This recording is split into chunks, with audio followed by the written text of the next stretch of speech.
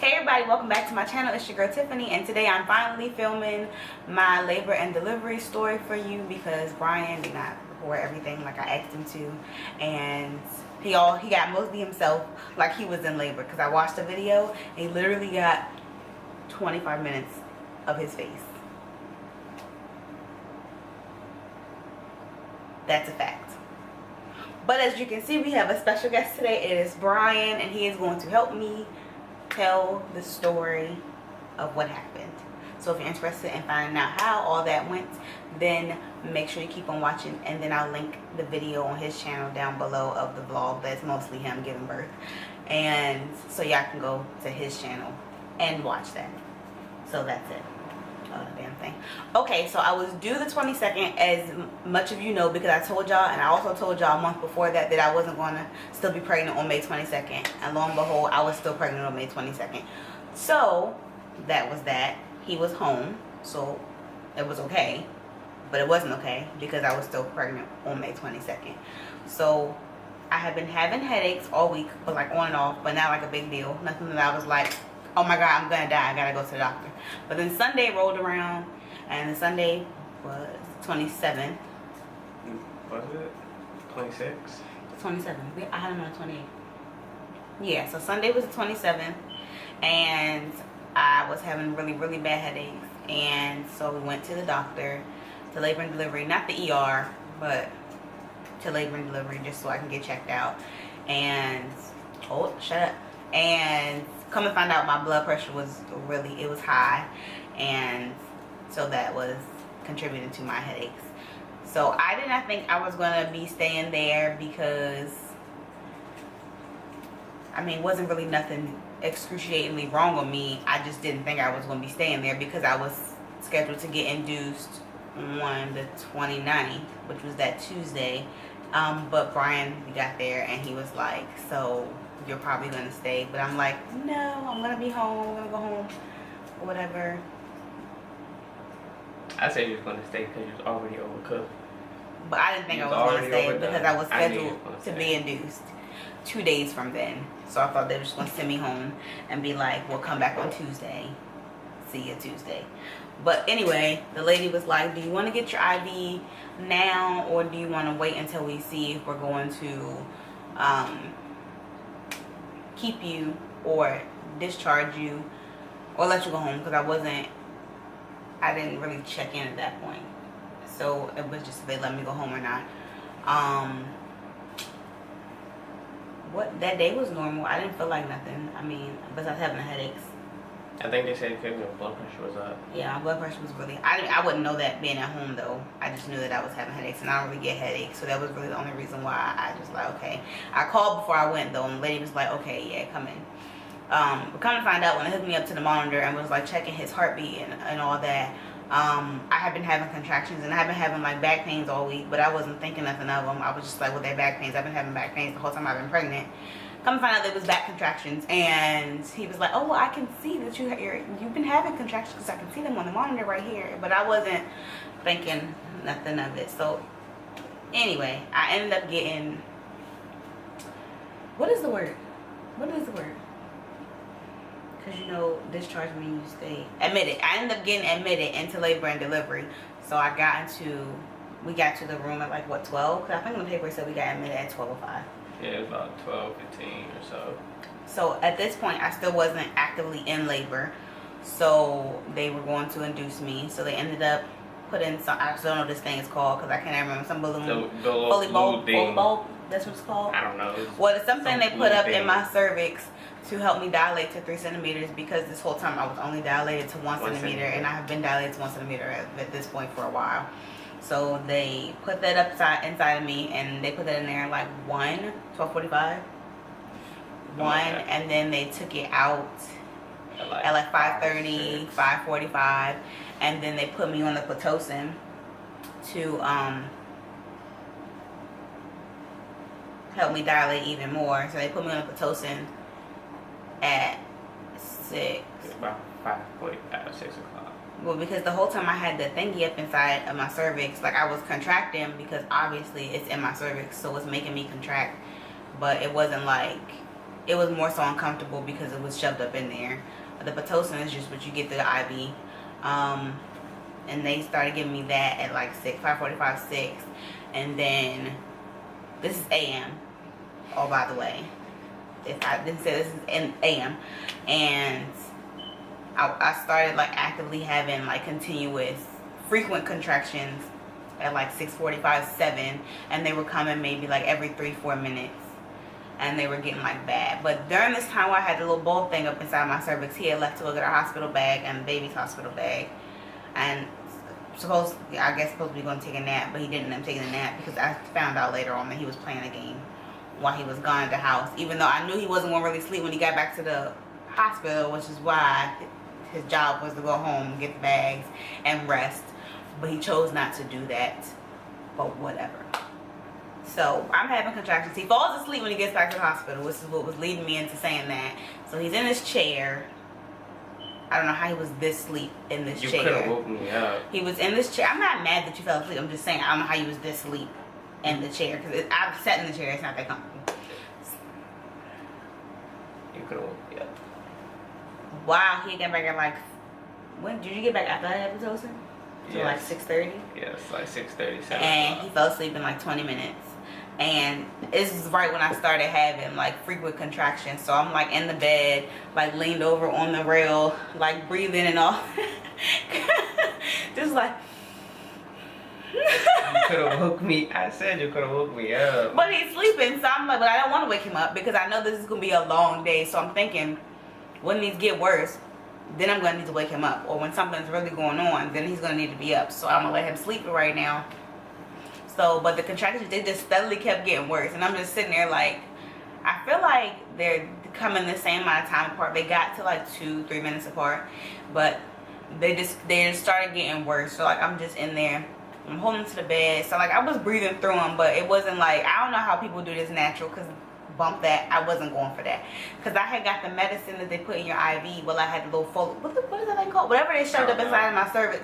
I had got the medicine they pumped through your IV. And that made me feel like I was on cloud 9. But it was only temporary.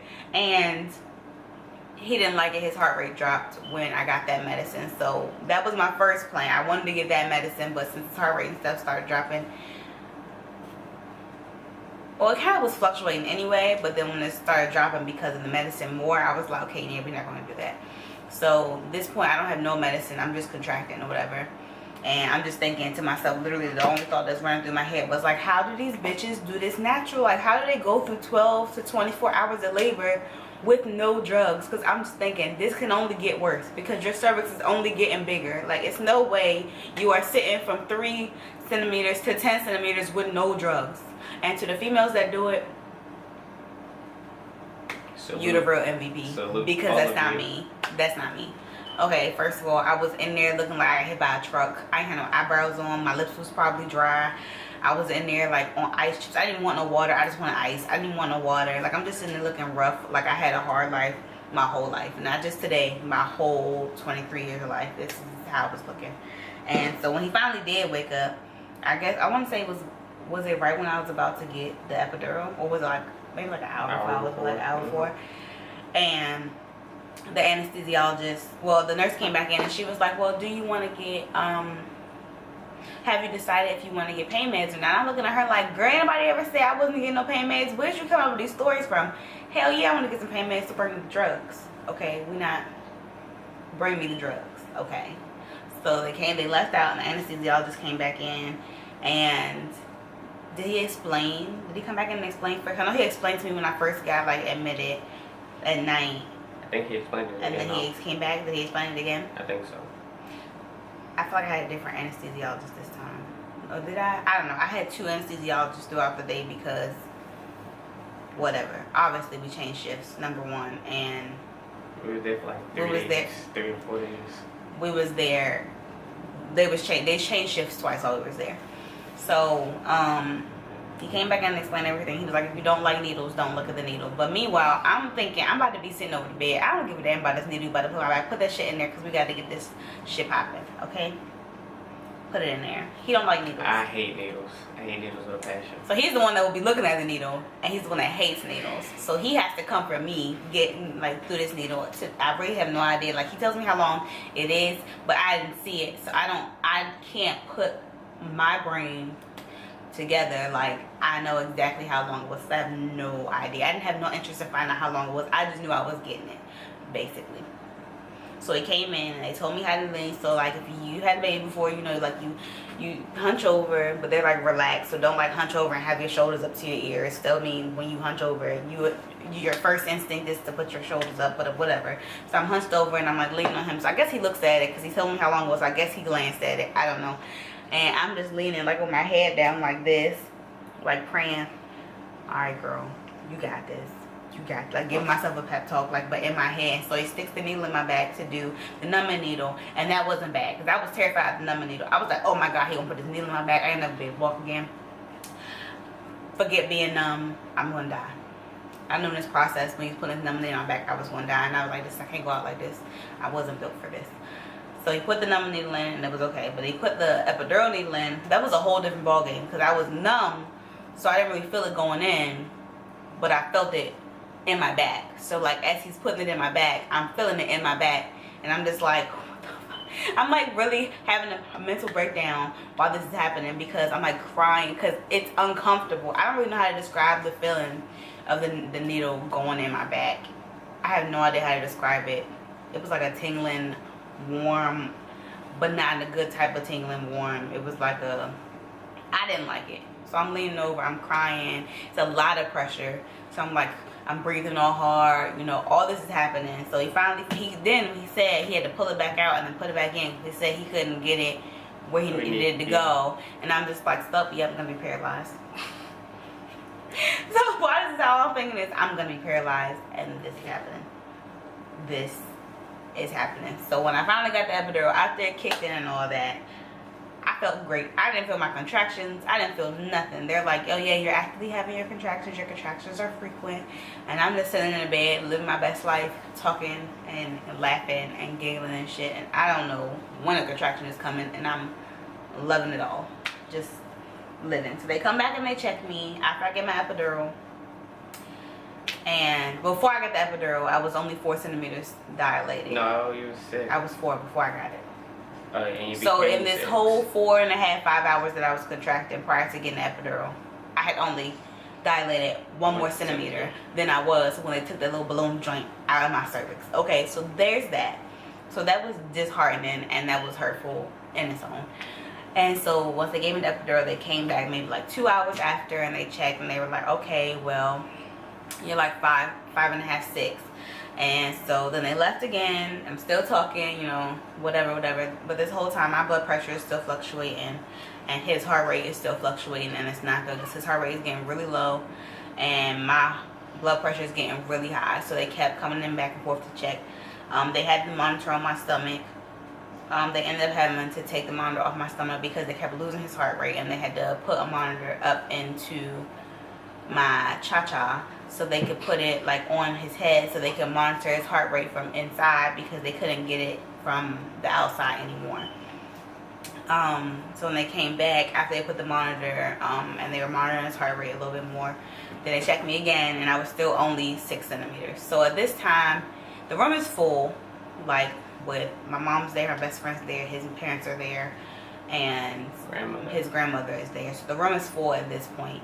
And it's about 6, like 6:30, and they were like, we'll check you again at like 7 and 7:15. So they came back and they checked me. Is this PM? PM now. And they came back and they checked me, and his parents they had to go. So then they were like, okay, well, I had the baby in a military hospital. If y'all know, I'm in the military. I feel like I told y'all that he was in the military before. I feel like we're both in the military, so we had the baby. What the fuck? So we had the baby in a military hospital, so it was on base. So he brought them on base. So we had to take them back off base to get to their car, which was at our house. So they were ready to go because his grandma had somewhere to be, so he had to take them. So literally, they said it was a possibility that I might end up having to get a C-section because of his heart rate was so low and my blood pressure was so high. But right as he left, right as you left, the nurse came back in and said, we're gonna prep you, we're gonna shave the area like where your incision will be, just in case you have to get a C-section. And then like right as he was like gone, then the doctor came in and was like, okay, so we're gonna do a cesarean on you because it's just too much going on. There's too many factors factored into this, and we don't want you to keep laboring with your blood pressure being as high as it is and with his heart rate being as low as it is. So this is right as he like just got gone, like about to be through the tunnel. And so I'm like, so they're like, he's like, tell her husband to, you know, hurry back because we're going to do the C-section. And so then they start prepping me for the C-section. He isn't back yet, obviously, but just say he left. And so then my mom is like putting this stuff on, but I'm praying like, God, please let him come back, please let him make it back. And so when they actually took him, meanwhile, getting rolled through a hospital in a damn hospital bed is scary as shit, and I don't wish that on nobody, okay? It's scary. It's not even nothing else. This part is scary as hell, like, because you're not seeing nothing. All you're seeing, you're laying on your back, and all you're seeing is the lights rolling through the hospital. So I'm just going through too much at this point right now. As soon as I had to get a C-section, I started crying because I didn't want to get a C-section. I had mentally prepared myself to push him out. So I'm like, okay, this is horrible. Like, this is horrible. So they get me to the operating room, and he's still not back at this point. And all the nurses around me, and like, they're talking, and they're like, God, I hope he makes it back. God, I hope he makes it back, because he's never going to live this down if he doesn't make it back to see this baby be born. He is never going to live it down. And I'm thinking in my head, you're damn right, he is never going to live this down. And neither is nobody else that's with him going to live this down if this man misses the birth of his child. And this is the whole reason why he is here, to see the birth of his child. He was never going to live it down. So they gave me my extra doses of my epidural, and then I felt like I was going to die because my body was a mountain on top of a mountain on top of a mountain. And so I felt heavy as hell, and I didn't know what to do.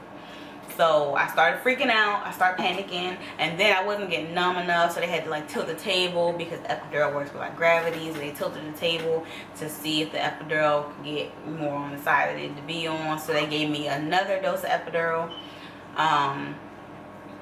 So at this point, I don't feel nothing, and all I'm feeling is basically from boob up. That's really all I'm feeling at this point, because they gave me so much damn medicine. I'm numb as hell, and I start freaking out because I'm so numb. They put the curtain up and all that. It's like 3 degrees in this operating room. Then they put like the little compression sleeve things on me, like for the heat, which didn't work because I wasn't really shivering because I was cold. And I started shivering. I wasn't shivering because I was cold. I was shivering because of the medicine. So was I even there yet? No, this was all prior to you getting there, when they started putting like the sleeves and stuff on me and on my legs. They had it on my legs, and then they had it on my arms because I was on a table like this. So he's talking to me and whatever, like, you know, it's okay, you know, just we're gonna turn these on and we're gonna turn them all the way up so you're not like shivering too bad, and it's not too bad. Didn't help. But him talking to me relaxed me a little bit, but I still felt like crap. So it wasn't like I felt better. I was mentally, it was helpful, but physically it didn't help do nothing. So then he gets back, but at this point I'm so out of it in my own world that he gets back. I don't realize it's him. Like, I looked over, did I look at you weird? Because when I saw you, I didn't really know it was you. I knew it was a black man, and I ain't had no black doctors this whole day. But I didn't really put 2 and 2 together, like, oh, this is my husband, because he had like his stuff on, like the mask and all that on. But I'm zoned out really at this point because I'm freaking out. So I don't know who it is. So when I finally realized it was him, because he started talking to me, that's when I realized it was when you said something to me. And so then they started. I didn't know they was even going to start when they did start. They thought they was slick. They just started, and they didn't say, oh, we about to start. They just started cutting me open. Yeah, I was trying to look. So I don't know why, because I've seen C-section is not something you want to watch. You can look it up on YouTube because they got videos. Good luck with that. I was really trying. You might have a newfound respect for me if you see what happens in a C-section. Maybe you should look it up. Yeah, look it up. I'll put it in your watch later list. So while they're cutting me open and all that, I started feeling real nauseated. So I'm like, I gotta throw up. Thankfully, I know when I'm about to throw up, or I know what about to throw up means, because I probably would have threw up on whoever was next to me and the floor. Yeah, that guy. But I was like, I feel sick to my stomach. I gotta throw up. So they gave me a little bag. So I'm throwing up, but I'm throwing up all liquids, all water, because I didn't eat nothing all day, mind you, because we didn't even get there until 10:30, and we didn't get checked in until like 12. Yeah. So I ate at like 9 p.m. So this is basically almost 24 hours that I haven't eaten anything. So they're cutting me open. He's talking to me. He's like, you're doing good, but I'm just really sitting there, really going through it. Like I'm feeling like I can't breathe. I'm hyperventilating. Like I had an anxiety attack. So they gave me anti-anxiety medicine and my IV, which helped because it did calm me down. So right when they were about to like take him out, and I looked back and I told him he's about to come out, and so he was born at 8:14, and he came out screaming to the top of his lungs. I don't know what he was going through, because I was going through something. I don't know what he was going through per se, but he came out screaming, yelling, like fussing, and I was really going through it. But as soon as I heard him start crying, like I started crying. He was yelling and I started crying instantly. And then, because I'm thinking, oh my God, so we made it. Because this whole day was so long, and I was like, we're never going to get here. I'm literally in labor right now, but I'm never going to see my son. Ever. So he comes out, he's crying. They go clean him up. He goes over there to the little cleaning station thing with them. What was they doing over there? Just cleaning them and... Because he was fussing. Yeah, they was checking to make sure everything was alright with him. Like his spine, his muscle, leg muscle, arm muscle. Oh yeah, he kicks. I could have told him. And like his color, stuff like that. And for me to cut the umbilical cord. So you did cut the umbilical cord. Mm-hmm. See, mind you, I can't see none of this. I'm still laying on the table, and at this point, they're cleaning me up and like to sew me back up. I don't know none of this is happening. I'm just there. So, and they weighed him. Told me how much he weighed. And I'm like, where we at? What is all these lights? They told me how long he was. Damn. That's what it is. Just cleaning him to bring him over to you. Oh my God. And I was over there like, when are they gonna bring my baby? Like, as I'm going through this mental breakdown, I'm thinking, when are they gonna bring my baby? When are they gonna bring my baby? What actually took so long, I was taking pictures. So I was taking pictures. Mind you, he also did not get any video of when they actually brought him over to me. I just want y'all to know. I just got a picture. I wanted to see on video, and he didn't get no video of this actually happening. But when they finally brought him over to me, he was so cute, and I was like, he has chunky cheeks. Look at his face. And he gave you a kiss. And he gave me a kiss. I was like, he knows his mama. I was like, he knows his mama, he knows his mama, he knows his mama.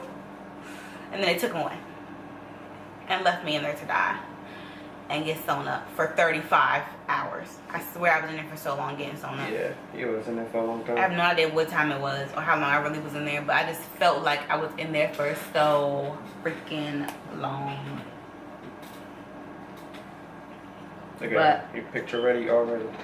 Look at Aidan in the camera. But after all this, and they took me back into postpartum, I was still a little loopy because I don't even remember. I don't remember what they gave me, but I just know at some point I was out of it, and then I remember coming out of it, and it still wasn't done. It was like almost done, but I'm just still laying there like, what the hell? Why are we still here? Why are we here right now? Like, I can't do this. This is too much. And then they took me to postpartum, and so it finally was time for me to do skin to skin, but I was still a little loopy and had the shiver, so they gave me something to make the shiver and stop, and so I could calm down a little bit. And they brought him over to me, and princess. And they brought him over to me, and we did skin to skin. Well, actually, they put him on me to see if he would latch, and we did skin to skin. This is two separate ordeals. This is two different things happening, and it was good. I felt way better once they actually brought him to me, because I was really freaking out because they hadn't brought him to me yet. And I'm just like, why can't I see my son? Why can I hear him? Why can I physically, like, why can I see him, but I can't touch him? Well, postpartum, he was acting just like this. He was chilling, laying down. Eyes wide open. He wasn't doing anything. Like he wasn't crying. He wasn't doing anything. You pooping? Then he making all these crazy noises. But I mean, all in all, it was a long day, and it was very stressful. But ow, my butt hurt. But it was very worth it. The C-section was horrible. Like, they did good with my incision and all that, but the recovery, just, I felt like I got hit by a truck. Like that night, like when my medicine started wearing off, when the epidural started wearing off, and I could like walk, I felt horrible. Like, now I feel okay. He's 3 weeks old now, and now I feel okay. But when it happened, I was just like, I'm gonna die. I'm gonna die. Are you pooping? Probably. You know he likes to poop on me. But this is Aidan. I told y'all his name already, so y'all already knew what his name was going to be. Bryans' middle name is Jamil, so his middle name is Jamil. So it's Aidan Jamil Dortch, and he is 3 weeks, and what's today, Wednesday? And 2 days old today. What was you crying for? Because he's yawning automatically. And he was so cute. He was 7 pounds and 8.6 ounces when he was born. 17 inches. Yes. And he was so precious. He still is so precious, but he was so cute that day. I literally was like, this is what I've been waiting for. I'm so excited. He's perfect. He's crying because you're talking about him. He's so cute. I literally couldn't have asked for a more perfect baby. It was worth it. I mean, I didn't want to be pregnant for that long. 40 weeks and 6 days to be exact. Jesus. But it was worth it. And I'm very happy that he's finally here. Look, you smiling? He's like, hey there, sexies. Oh, You ain't that tired. But he's here. That's it. I mean, that's all that happened that day. We were in the hospital for 3 days. That's all that happened that day. And that's it. I told you I was going to tell y'all. I'm a little late telling y'all. But I'm going to come in here looking raggedy. And I've been looking raggedy these past couple weeks. So, if you like this video, make sure to give it a thumbs up. And let us know. Do not put his thumb up. And make sure to comment down below how cute he is. Because I know he's super duper cute. He's super cute. And I will give y'all an update on my postpartum recovery too. Not in this video, obviously, but I will definitely give it to y'all. And as always, I'm Tiffany. This is Brian and Aidan. And thank you so much for watching. I'll see you in my next video.